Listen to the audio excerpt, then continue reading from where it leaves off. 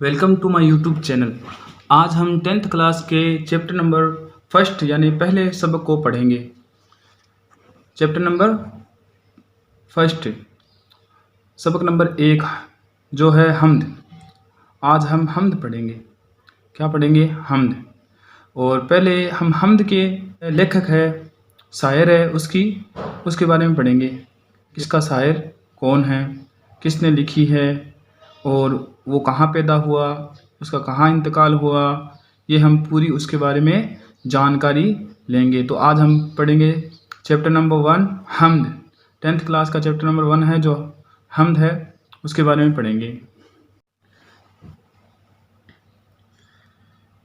हम पढ़ रहे हैं हम्द के शायर इस्माइल मिरेठी। क्या नाम है? इस्माइल मिरेठी। 1844 ईस्वी में पैदा हुए, 1917 ईस्वी में इंतकाल हुआ। मोहम्मद इस्माइल मिरेठी की पैदाइश मेरठ में हुई। इनकी जो पैदाइश है वो कहाँ हुई? मेरठ में। उन्हें बचपन से ही पढ़ने लिखने का शौक था। जो शायर होता है उसे बचपन से ही पढ़ने लिखने का शौक होता है, तभी वो शायर बनता है। अपने शौक और मेहनत से उन्होंने बड़ी तरक्की की। अपने शौक और मेहनत से बहुत ज़्यादा तरक्की की। कम उम्री में ही मुलाजिम हो गए, यानी उन्होंने कम उम्र में नौकरी करना शुरू कर दिया। इल्म व अदब की दुनिया में नाम पैदा किया। इल्म व अदब की दुनिया में क्या किया? नाम पैदा किया। उर्दू और फारसी के उस्ताद की हैसियत से उन्होंने बच्चों की नफ्सियात, ज़ौक़, शौक़, दिलचस्पी, पसंद और नापसंद का जायज़ा लिया। उन्हें तजुर्बात की मदद से उन्होंने बच्चों के लिए नज़में लिखी और उर्दू की दरसी किताबें तैयार की। ये किताबें हर ज़माने में मकबूल हुई और आज भी शौक़ से पढ़ी जाती हैं। यानी इन्होंने जो किताब लिखी है वो हर ज़माने में मकबूल यानी बहुत ज़्यादा शोहरत हासिल हुई और आज भी क्या है? पढ़ी जाती हैं, शौक़ से पढ़ी जाती हैं। इस्माइल मिरेठी ने उन किताबों में आसान और सलीस ज़बान इस्तेमाल की है। यानी आसान से आसान ज़बान क्या है उसमें इस्तेमाल की है उन किताबों में। बच्चों के मिजाज और उनकी जहनी सूरतों का ख़ास ख्याल रखा है। और क्या है कि बच्चों की जहनी ज़रूरतों और बच्चों के मिजाज और उनकी जहनी ज़रूरतों का ख़ास ख्याल रखा है। उन किताबों की अहमियत और ज़रूरत आज भी मुसल्लम है, यानी बहुत ज़्यादा ज़रूरी है। छोटी छोटी बातों से बड़े बड़े नताइज पैदा करना इस्माइल मिरेठी का ख़ास अंदाज़ है। यानी छोटी छोटी बातों से बड़ी बड़ी नताइज, बड़ी बड़ी बातें, बड़े बड़े मामलात हल करना, ये क्या है? इस्माइल मिरेठी का ख़ास अंदाज़ है। बिलाशुबा यानी कोई शक वो आज भी बच्चों के सबसे पसंदीदा और अहम अदीब हैं। आज भी क्या है? यानी इसमें कोई शक नहीं कि वो आज भी बच्चों के सबसे पसंदीदा और अहम अदीब हैं। और चैप्टर नंबर 1 हम्द में इस्माइल मिरेठी खुदा की तारीफ़ व तौसीफ बयान करते हुए फरमाते हैं, तारीफ़ उस खुदा की जिसने जहां बनाया, कैसी ज़मीं बनाई, क्या आसमां बनाया, मिट्टी से बेल बूटे क्या खुशनुमा उगाए, पहना के सब्ज़ खुलअत उनको जवां बनाया, सूरज से हमने पाई गर्मी और रोशनी भी, क्या खूब चश्मा तूने ए मेहरबां बनाया। ये प्यारी प्यारी चिड़ियाँ फिरती हैं जो चहकती, कुदरत ने तेरी इनको तस्बीह ख्वां बनाया। यानी जो चिड़िया होती है जो चूँ चूँ करती है वो यानी अल्लाह ताला की क्या बयान कर रही है? तस्बीह बयान कर रही है। तस्बीह बयान कर रही है यानी अल्लाह ताला का जिक्र कर रही है। रहमत से तेरी क्या क्या है नेमतें मयसर। नेमत का मतलब होता है फ़ायदा पहुंचाने वाली चीज़। कोई भी चीज़ जो हमें इंसानों को फ़ायदा पहुंचाती है उसे क्या कहते हैं? नेमत। रहमत से तेरी क्या क्या है नेमतें मयसर, इन नेमतों का तुझको है कदरदां बनाया, हर चीज़ से है तेरी कारीगरी टपकती, ये कारखाना तूने कब रायगां बनाया। यानी जो ये कारखाना है, दुनिया है, ये क्या है? अल्लाह ताला की एक कारीगरी बताई गई है इसमें। और ये जो कारखाना है दुनिया को बताया गया है। और ये कारखाना शायर कहता है कि ये रायगा यानी बेकार नहीं बनाया है, ये कोई ना कोई इसमें तेरी हिकमत होगी।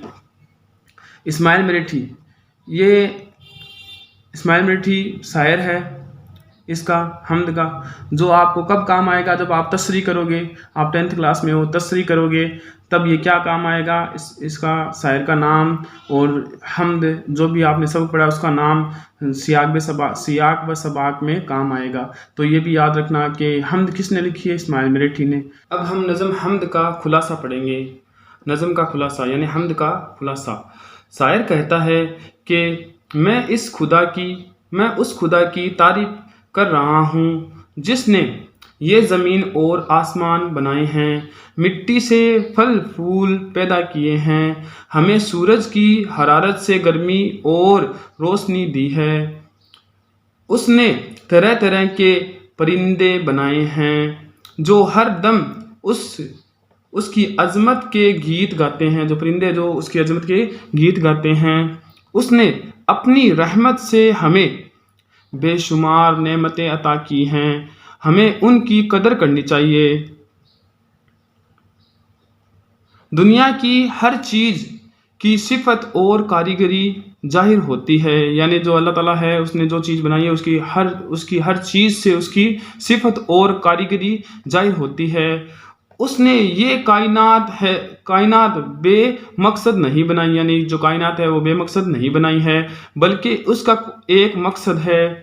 دوستو لاک ڈاؤن کی وجہ سے بہت دن ہو گئے کہ میں نے رائٹنگ نہیں کی ہے، وہ لکھا نہیں ہے، اس لیے تھوڑا یہ رائٹنگ ہے بہت بیکار ہے، تھوڑی بیکار رائٹنگ ہے، تھوڑی سدھارنی پڑے گی رائٹنگ۔ تو آج ہم حمد کا خلاصہ آپ کے سامنے اس ویڈیو کے اندر لے کے آئے۔ اور دوستو کیا پڑھیں گے؟ نظم کا مرکزی خیال۔ تو پہلے اس کا ہم مطلب جان لیتے ہیں کہ مرکزی خیال کا مطلب کیا ہوتا ہے۔ تو ہم پہلے مرکزی خیال کا مطلب سمجھتے ہیں۔ مرکزی خیال کا مطلب ہوتا ہے جو ہم نے سبق پڑھا، نظم پڑھی، اس سے ہمیں کیا سیکھ، پوری نظم سے یا پورے سبق سے ہمیں کیا سیکھ ملتی ہے، جسے انگریزی میں بولتے ہیں مورل ایجوکیشن اور ہندی میں بولتے ہیں نیتک مولیہ۔ خدائے تعالیٰ نے انسانوں کو بہت سی نعمتیں عطا کی ہیں، زمین آسمان، پھل پھول پودے، ندیاں، پرندے، بے شمار چیزیں پیدا کی ہیں، ہمیں ان چیزوں کی قدر کرنی چاہیے اور اس کی رحمت اور اس کے کرم کا شکریہ ادا کرنا چاہیے۔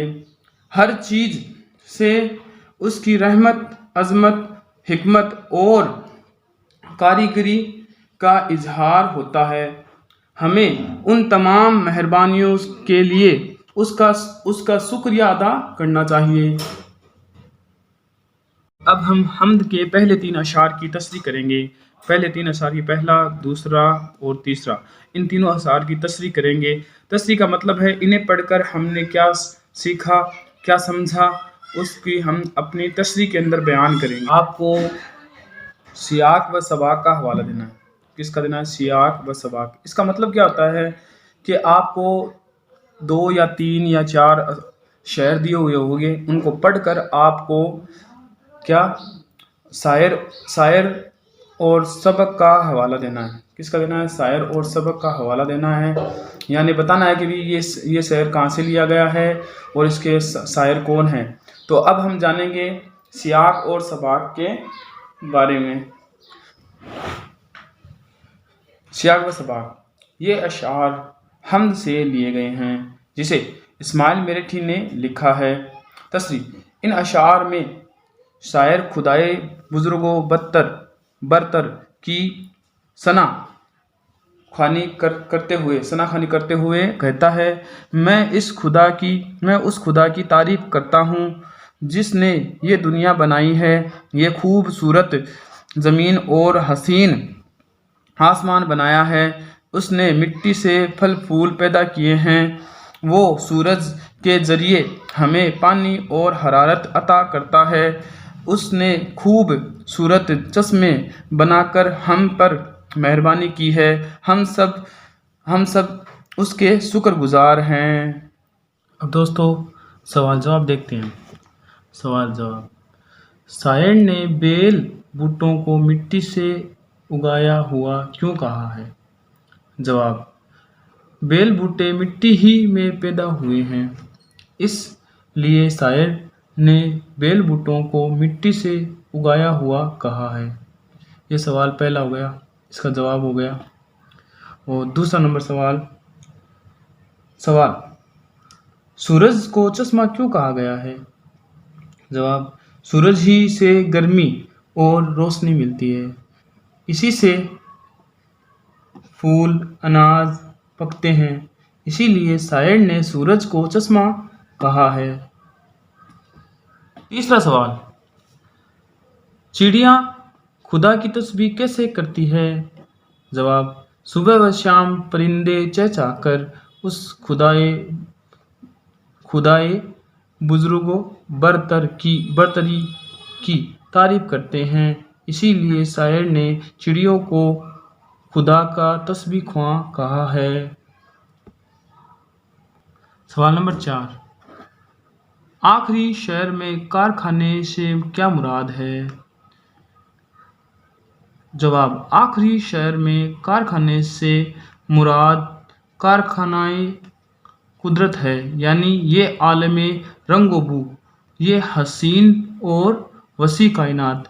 रंगोबू का मतलब है दुनिया के अंदर जो चीज़ें हैं, खूबसूरत चीज़ें हैं, हसी व वसी कायनात। वसी यानी बड़ी, कायनात यानी दुनिया। अब माने भी देख लीजिए, माने याद कीजिए। माने याद करना बहुत ज़रूरी है, क्योंकि ये आपको एग्ज़ाम के अंदर पूछा जाएगा। आपको माने एग्ज़ाम के अंदर पूछे जाएंगे, तो माने देख लीजिए। खुशनुमा, अच्छा दिखाई देने वाला, खूबसूरत। खुलअत, कीमती लिबास जो किसी बादशाह या अमीर की जानिब से किसी को एजाज़ यानी इनाम के तौर पर दिया जाए। चश्मा, चश्मे का मतलब होता है सोता, वो जगह जहाँ ज़मीन से फूट कर पानी निकलता है, यानी जहाँ ज़मीन में से पानी निकलता है उसे चश्मा कहते हैं। तस्बीह ख्वां, खुदा की पाकी बयान करने वाला। शायर ने यहाँ चहचहाते हुए परिंदों को तस्बीह ख्वां कहा है। मयस्सर होना, हासिल होना, कोई चीज़ मिलना। कदरदां, कदर करने वाला। कारखाना, काम करने की जगह, मुराद देना। रायगा, बेकार, फिजूल।